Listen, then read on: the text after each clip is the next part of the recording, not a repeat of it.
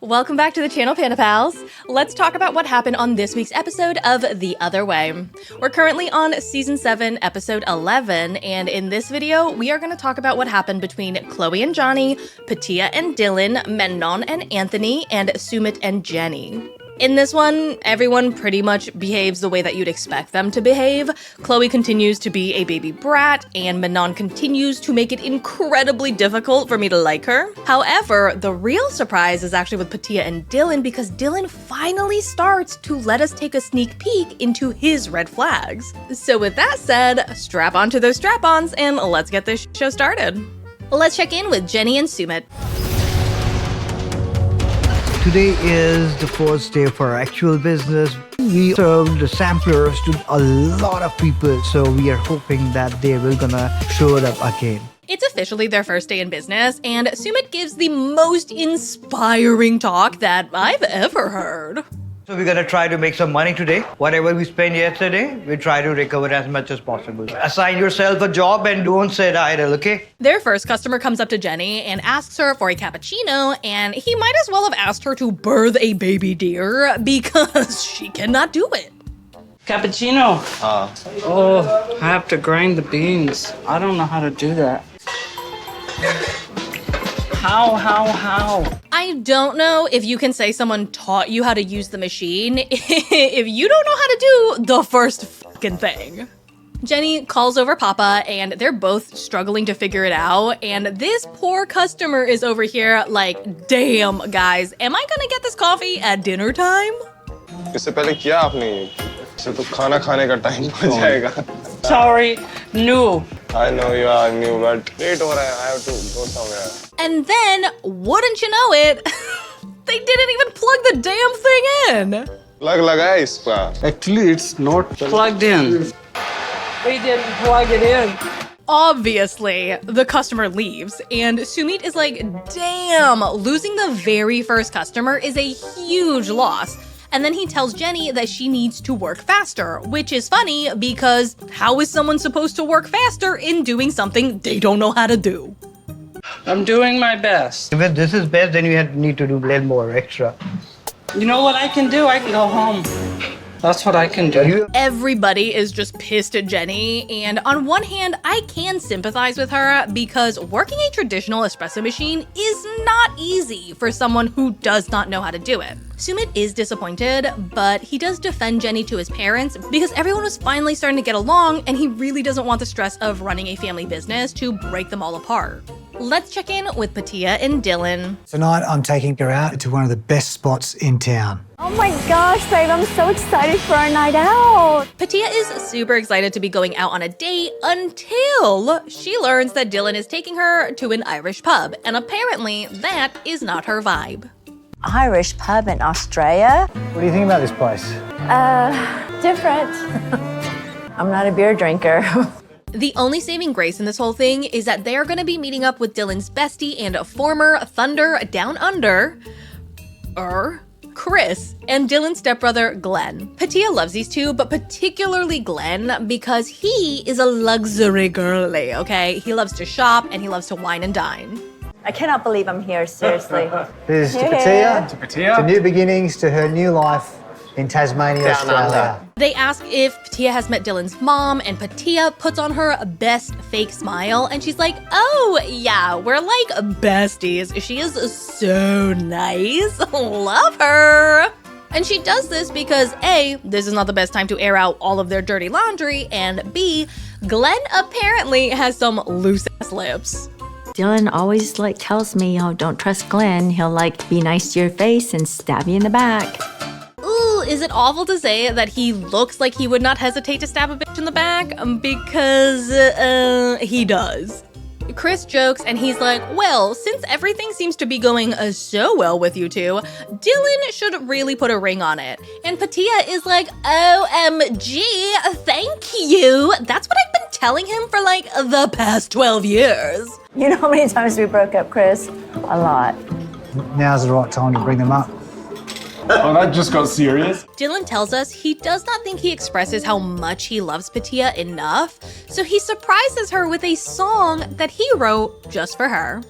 My heart was jumping around like a kangaroo when I first laid my eyes on you. This is so sweet. I mean, the lyrics are not great, but like the thought is what counts, right? I feel like Pattiya does not fully deserve this. And I gave you a ring and I took it right back, and I'm sorry for that. What? Dylan, buddy, maybe let's not remind her of that in public? Other than the I gave you a ring and took it back LOL, the rest of the song is very cute. I never want to live without you. I promise I'll take care of your heart, blah, blah, blah, blah, blah. And Pattiya cries and says that this song makes her want to fight even harder for their relationship. And I'm just thinking, maybe you could start by not blaming your financial situation 100% on him, and then telling him to take responsibility for it by paying it entirely off for you. That would be a good place to start, I think. I just hope we don't fall back into our old patterns and break up again. I honestly feel like I couldn't take it anymore. I want us to tie the knot, get married. It's a new day, and the two are heading to dinner at his mother's house, and Dylan is really hoping Pattiya will be able to bury the hatchet. Which, I mean, I'm sure Pattiya does want to bury the hatchet. In your mother's back. I really want to make a good impression, and I want her to accept me. But at the same time, I'm dreading to have to sit down and talk to her because I really don't like her.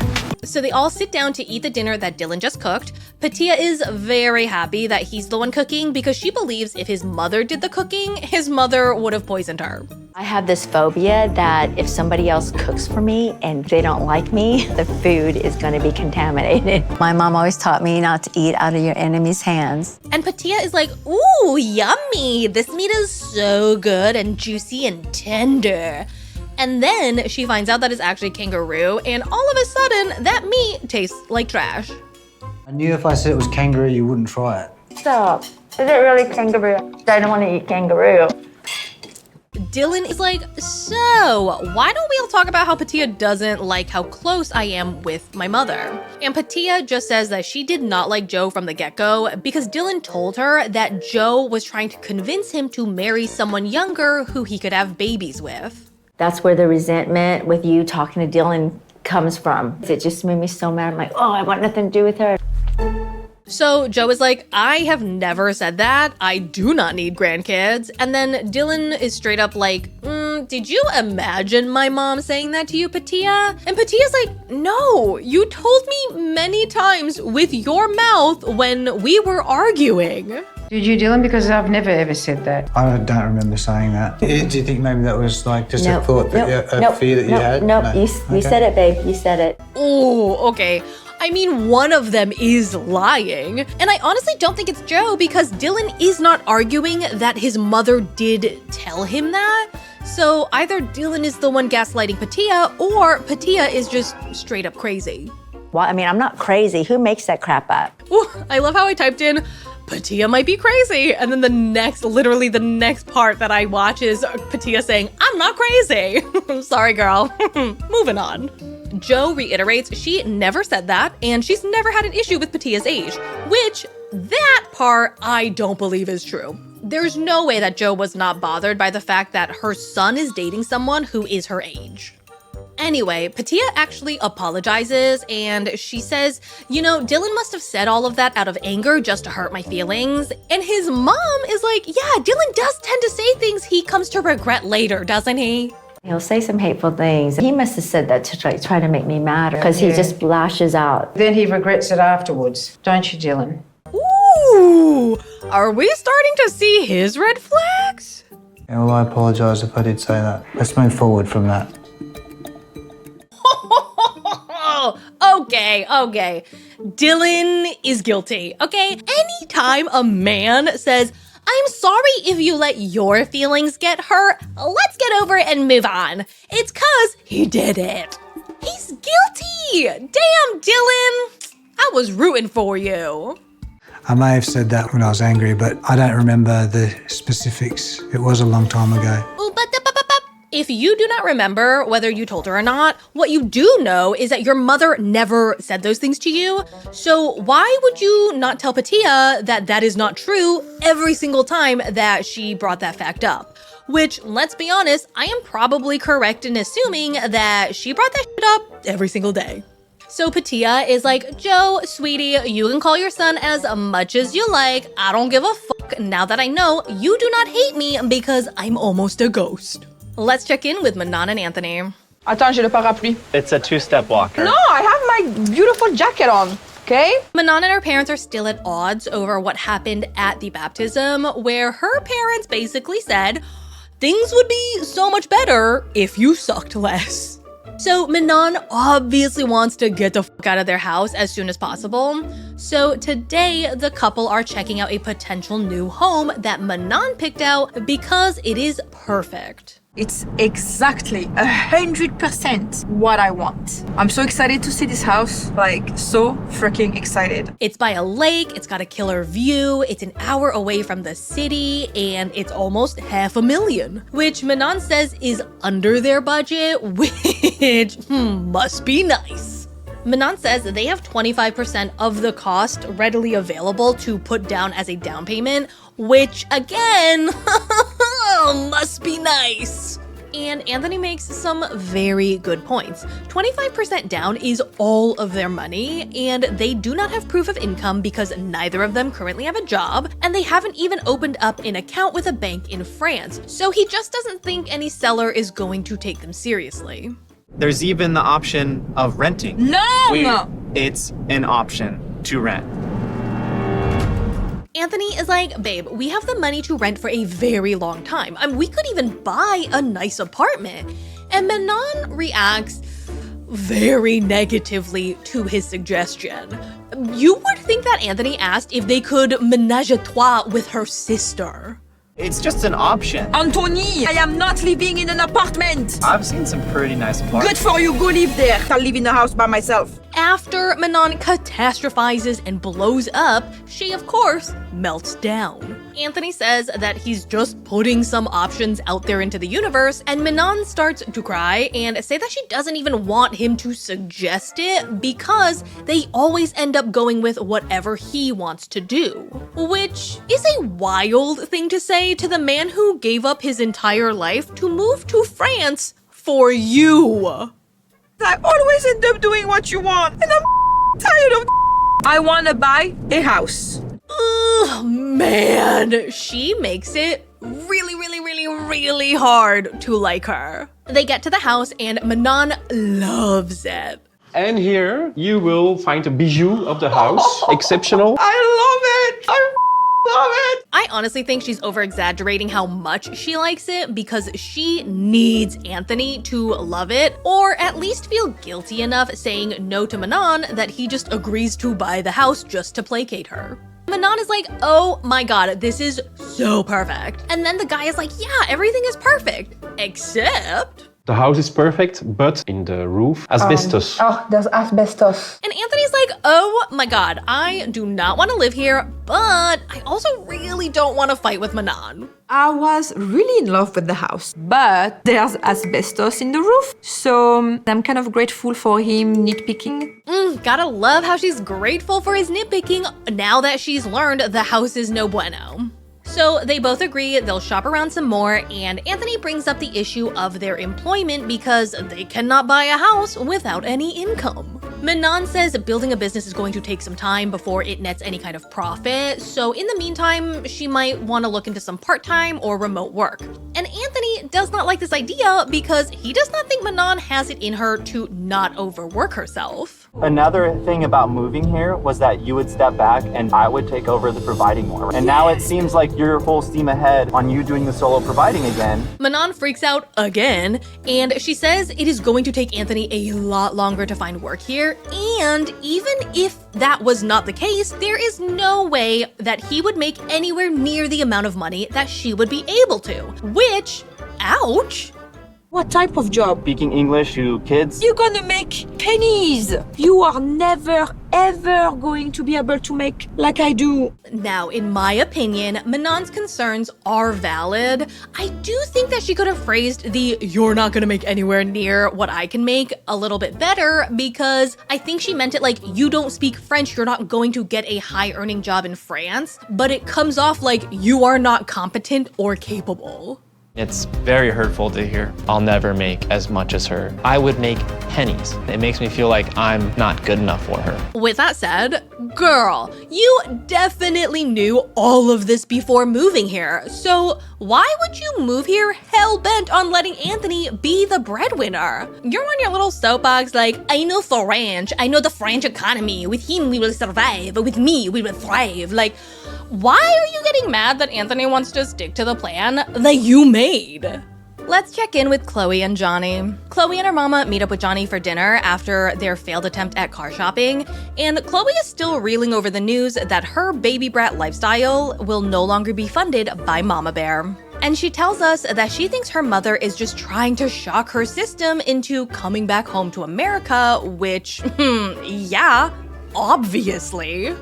Jonny asks the ladies how their search for a car went, and Chloe's mom is like, the cars were nowhere near the price point that you told us they would be. Now, if you forgot, Jonny told them to expect used cars to be around $3,000 to $5,000, but they were actually like $25,000 to $30,000. At that point, you should just bring her car, maybe. I don't know that that's an option either. Chloe and I had a conversation that I wasn't going to contribute financially anymore. Now, Jonny's pretty surprised to hear this, but he is 100% on board. He knows Chloe does not know the value of $1, and he thinks that this will finally get her to grow the f up and be grateful for things like being gifted $20,000 by her mom to go and have fun in Aruba. Maybe it's a good thing that Chloe's mom is cutting her off. She's always been catered her whole life. If she doesn't have the funds to just do whatever she wants, she's gonna really have to think smart on what she's gonna do next. So for Chloe to work in Aruba, she has 3 options. Side note, I do not know how accurate these are. These are just the options that Chloe says that she has. She can pay $600 to $800 every 3 months for a working permit. She can find a job that is willing to pay that working permit cost for her, or have Jonny sponsor her through some kind of partnership agreement. It sounds like you have a lot more obstacles just with papers than I thought that you did. Maybe you're just not listening. Now, Chloe's mom is a little concerned / confused because she's like, a partnership agreement? Does that mean marriage or a business partnership? Because neither of you guys run a business. And Chloe is like, no, it's not a marriage certificate, okay? It is a partnership agreement. And she doesn't really go into the specifics of what the partnership agreement is, which leads me to believe it's because she doesn't actually know what it means, what it is, and what it entails. So they start to argue, and Chloe is like, oh my god, why are you being so negative? And her mom is like, oh my god, stop being so dramatic. Because it's frustrating. If you're to move there permanently, we need to have these conversations, and we're having them, but have it in the back of your mind. I mean, technically, are they talking about the subject? Yes, but they're not really talking about it in any substantial or meaningful way, because Chloe will shoot down any criticism that challenges her ability to be there. I don't want to make things up to make you feel better. I'm doing all I can. We are doing all I can to figure it out. I feel like a lot more could have been done up until this point. No. Her mom is like, oh my god, all right, let's both just shut up. I am not gonna give you another dime while you are in Aruba, but there is a way that I would be able to support both of you. The lottery? If you both moved to Boston. I mean, on paper, that sounds like a pretty sweet deal. It's a deal that I would take, but I was born and raised on the East Coast, so I know what it's like to live in all 4 seasons. Jonny, on the other hand, lives a pretty bachelor lifestyle in perpetual summer. So I don't know how well he's gonna fare in Boston, despite having his entire life funded by Chloe's mom. And that, my Panda Pals, is all I have for you today. With Chloe and Jonny, I'm genuinely surprised that Chloe's mother even positioned the possibility of financially supporting Jonny, because I did not think that she liked Jonny beyond a person that Chloe could get porked by a couple times in the summer, you know? With Pattiya and Dylan, I know I was ragging on Pattiya this whole time, and I don't think it's unwarranted. I still stand by all of my opinions about her, but it does take two to tango, and at the end of the day, Dylan is the one who breaks up with her and then keeps asking for her to come back, which I think is a toxic trait in a person. Like, that's weird. With Manon and Anthony, I love Anthony. I think he is such a great guy. He's a great father. He seems like a great partner. He's very patient, understanding, kind, thoughtful. Manon, at first, I was like, oh man, she's so misunderstood. But the more we see her, and obviously there's a portion of it that comes down to just the way that she's edited and, you know, the way that production wants us to perceive her. But damn, they are doing a very good job at making her very unlikable. Like, it's very difficult to sympathize, empathize with her and her position. Cause yeah, she just comes off so annoying, bratty, whiny, ungrateful. Man, it's just really hard to like her. I wish that wasn't the case. I was so ready to bat for her. But yeah, with each episode that I see that has her in it, I become less and less of her fan. That's it for today. If you enjoyed this video, be sure to subscribe to the channel and give this video a big thumbs up. And let me know down in the comments your thoughts about this episode. And with that, I'll see you in the next one. Bye!